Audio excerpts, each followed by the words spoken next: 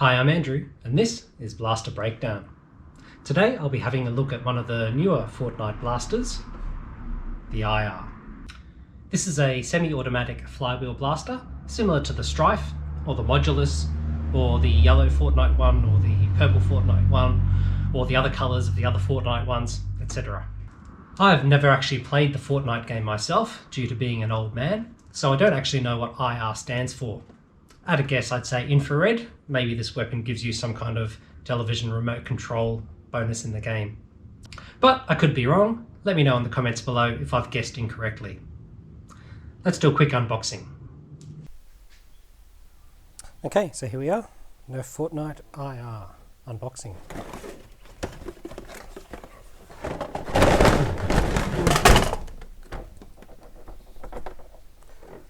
So here's all the stuff you get. 12 darts, 6 dart magazine, stock, it's probably too short, muzzle, definitely too long, and the blaster itself, which isn't terrible. Get rid of that. Get rid of that. Yeah, so decent length. Right, so as you can see, the blaster itself is neither big nor small. There's one standard tactical rail along the top, stock attachment point, and standard barrel attachment. The stock that comes with the blaster actually looks pretty good, in my opinion. It's a bit short for an adult, but for a kid, that's probably a good size. The barrel though, well, this is ridiculous.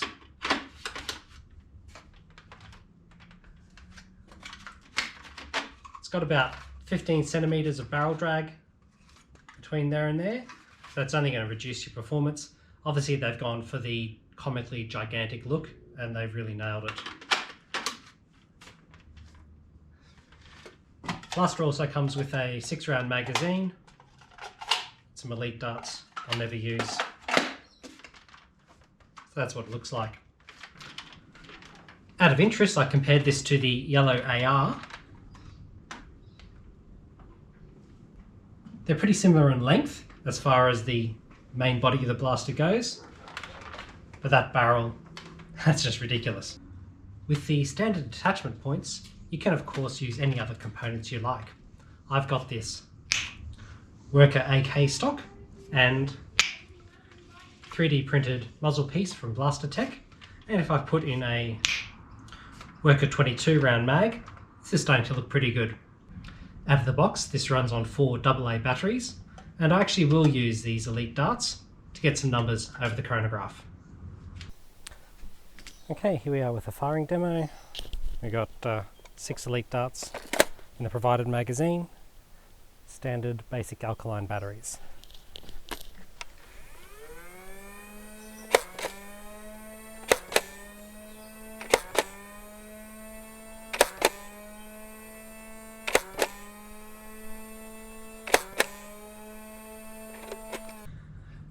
Well, I'm not going to lie, I got a little bit excited when I saw that first 70 FPS reading, but the rest of the shots showed that 50 FPS for the Australian stock is probably what we can expect.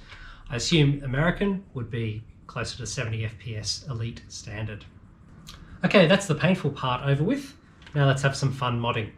My plan is to replace the stock motors with honey badgers. Not sure about the flywheel cage, we'll see what it looks like on the inside. I'm going to rewire for a 2S lipo. I'll probably use the stock switch and have a Mosfet in place for the higher current of the honey badger motors. Let's have a look inside. Okay, and so here's the inside of the Fortnite IR blaster. As expected, it's a basic semi-auto flywheel blaster. So we've got the rev trigger down here. So this switch runs through the mag lock, so this won't run unless there's a magazine in. Pressing this will bypass that altogether. There's also a jam door lock. Again, it won't rev unless this jam door is pressed by the jam door being closed. We'll bypass that as well. And the flywheel cage, as expected, battery tray running through what looks like a thermistor there, again pretty standard. Now this flywheel cage is completely different to any OFP cage design I was able to find. It does fit a strife cage in the front two screw posts, but not the back two. I couldn't identify any other flywheel cage to use. So I've decided I'm going to keep this stock flywheel cage, replace the motors with honey badgers, flywheels with worker smooth, and wire it up to a Mosfet so that I can keep the stock switch. So I'll have 18 gauge wires just running from the battery through the Mosfet to the honey badgers themselves there. Okay, so let's start taking this apart.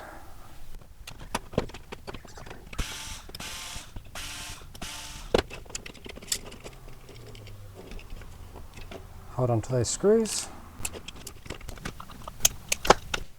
My plan for a battery is to use a small lipo like so. That'll fit nicely inside there. I'll just remove the terminals and grind out that centerpiece.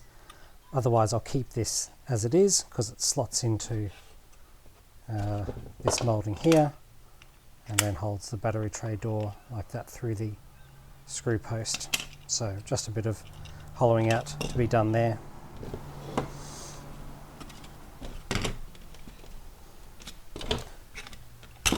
Need to remove this bit to get at the jam door.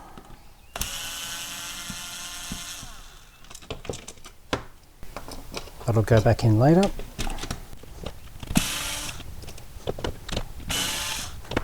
Trigger we'll need, of course. So none of this lock I'm going to keep. Get rid of that entirely. I'll get rid of that.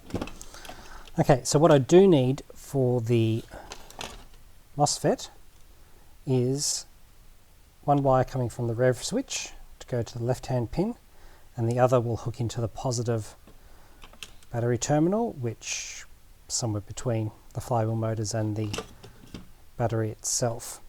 So I'll need two wires going from this trigger. I'll keep the blue and the yellow, but I'll just need to splice them on and extend them around through to the front. I may as well reuse this long red one, probably for both parts. So we'll trim that at both ends.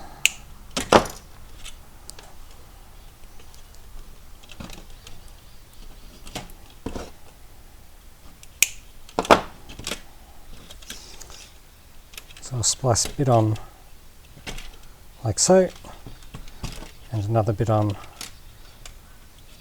like so. Easy. For the flywheel cage itself, 4 tabs as is pretty usual. That came out easy. So did that.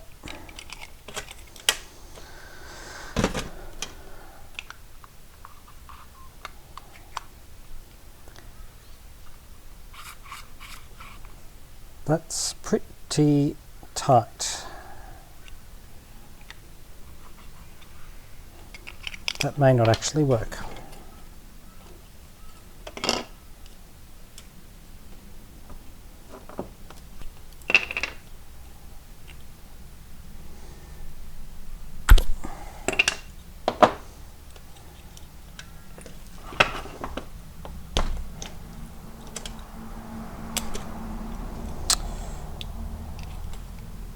Chuck all that. Alright, so you can see some ribs or moulding on the inside of these. Let's grind those down a little bit to fit the honey badgers. But again, yeah, that's going to be too tight. Okay, quick check-in. So I've taken the long red wire and spliced it onto the red and blue wires coming from the rev switch trigger down the front here. I'll cut that somewhere when I'm ready to attach it to wherever it's going at the front here. One to the Mosfet, one to the positive lead of the battery. Here's the battery tray, just sort of made a little space there. So this will sit nicely like so. Have the other end of the connector coming through here from the inside there. So that's good. So flywheel cage.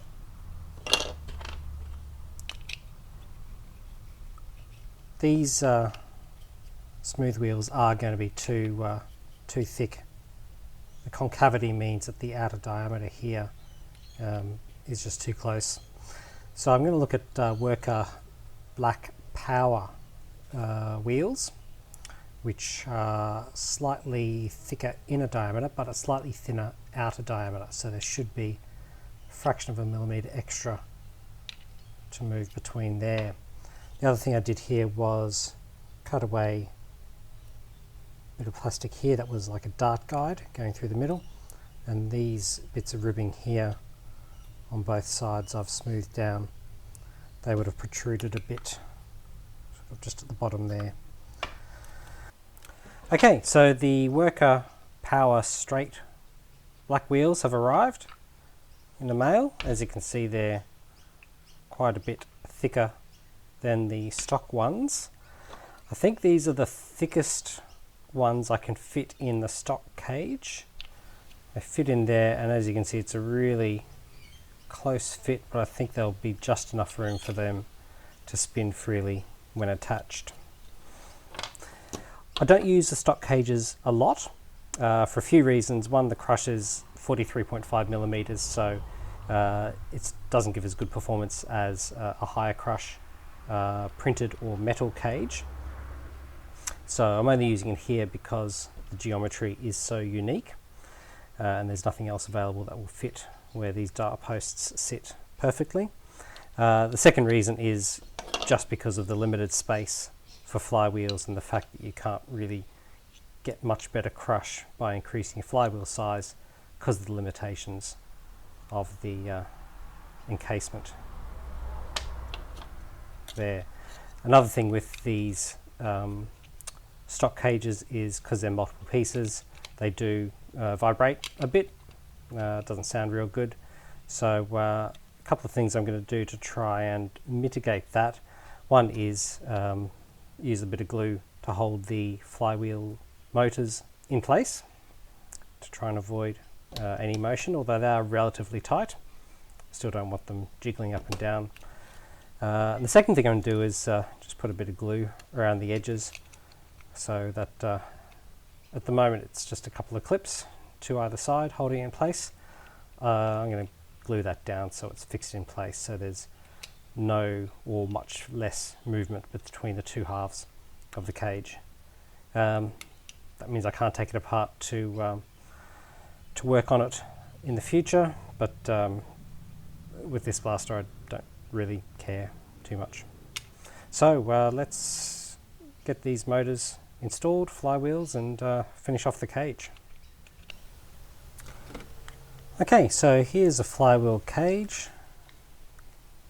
Just use super glue holding the two halves together, which should be enough for my purposes. As you can see, the black worker wheels are in place there. Motors are in place, and I've started soldering up my leads. Now the next thing that'll hook into is the Mosfet. So this is a transistor, so it uses a electrical signal from the flywheel rev trigger to basically complete the circuit. So we can use low current switches with higher current circuits. So the way this works is the wires going to the switch, I'll snip these. One will go to the positive lead, so I'll just hook onto that motor tab. The other will go to the left hand prong here. Then negative lead from the motors goes to the middle prong, and the right hand one goes to the battery negative terminal. The positive lead goes straight from the battery positive terminal. And then to the battery, you may have noticed this is a much smaller connector than I usually use. Previously I'd use XT60s. This is an XT30, so it's a lot smaller, and I've just replaced the female end on the lipo like so, and connects in the same way. This is not especially high current setup, so this should be more than enough, and then that'll come through the battery tray just through this little hole I've drilled there. So it essentially means it takes a lot less space inside a battery tray. This one we've got a fair bit of room, but some blasters you might be more pushed for space, so the XT30 is a good idea. Okay, so a couple other things to do with the transistor, with the Mosfet. We need a resistor between the two outer prongs that ensures that only revving the trigger will enable the circuit, and not any random electrical interference. So I usually just stick that over there and wind these ends around the outer two and then snip them off. And then we need a diode between the red and the black wires, and that just ensures that no back current can recirculate and damage the Mosfet when the switch is released and the motors are spinning down. Okay, so that's the next thing I'll do, and I'll show you what that looks like when I've soldered this one up. Okay, it's all coming together now. So I've fixed my flywheel cage in place. The two red wires that come from the rev switch trigger, I've snipped that, so one end goes to the positive lead, and that just takes the feed straight from the battery, and the other connected to the left hand side of the Mosfet. As you can see, the resistor, you can just make out I've connected that to the left and right prongs. The middle prong comes from the negative battery terminals. The right prong will go to the lipo, and down here we've got the diode between the positive and the negative wires coming from the battery. So that's all done and ready to go. I like to wrap it up in a bigger bit of shrink wrap just to keep it all in one place. Alright, so that'll hold it nice and safe, and obviously shrink wrap everywhere else. So that can just sort of sit like that, and these bits can fit down there. Yeah,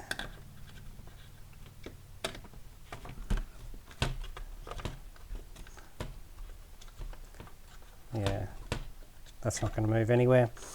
Okay, so then the battery tray goes like so. So I'll just loop that around. The same for the positive. So I will cut a bit of a hole in the shell there so they fit, and then I can attach my battery connector. Okay, nearly done now. So Mosfet's in place, it's all wired up. Got this little hole here for the leads to the battery to come out. So XT30 male end is connected there, female end to my lipo. So I've already tested this with AA batteries. Of course, you should never test a new circuit with a lipo, so I know this works. So to prove, yeah, get that around the right way. Now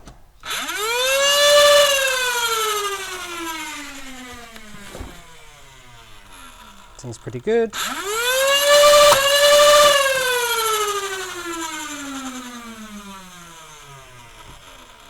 That's coming out a lot harder than it did before. So I can go ahead and put this one together, and we'll put it over the chrony and see how it goes. Actually, there was one final thing I did have to do when it comes to the shell. On the reverse side there was some moulding here and here that lines up with the back of the motors, so I had to grind that down flat. because our motors obviously don't have the same shape at the bottom there. They're thicker throughout. So grind those down, and then the whole thing should go together nicely. Good. I can show you that all the screws around the whole blaster are all the same size, so that's one less thing to worry about. Don't need to keep track of what goes where. Okay, now let's go to the Chrony. Okay, so here we go. Fortnite IR, Honey Badger motors, worker power wheels and a stock cage. We've got some new worker full length red darts. Let's see how it goes.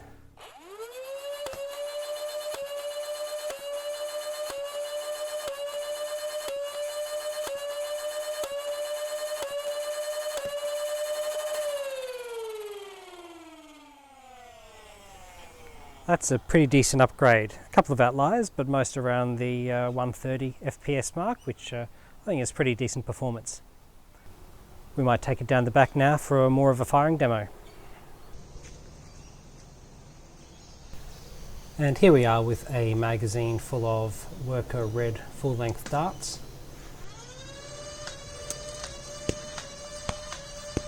The target I'm firing at is 50 feet away, as usual. As you can see, we've got some Stormtrooper level accuracy going on here.